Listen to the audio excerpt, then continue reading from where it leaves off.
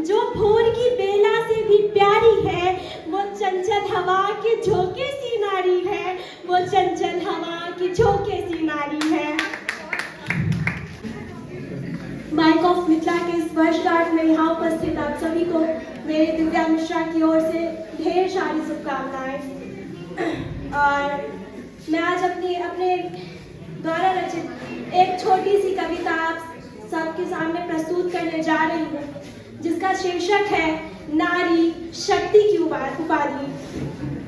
ये मेरी कविता जो है, ये हमारे घर की जो गृहिणियाँ हैं, जो कि हम लोग जब आसमान छूते हैं तो हम चमकते हैं कि हमने आसमान छुआ है, लेकिन हमारे पीछे जिनका संघर्ष है अक्सर वो छुप जाती हैं। तो उन गृहिणियों के लिए है,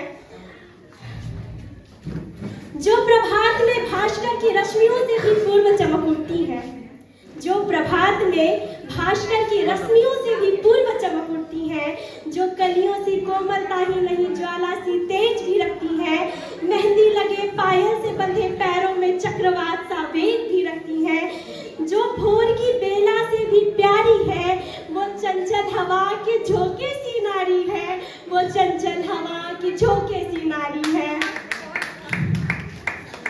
यूं तो शक्ति का अवतार मानी जाती है, यूं तो शक्ति का अवतार मानी जाती है, जाने फिर क्यों अबला कही जाती है।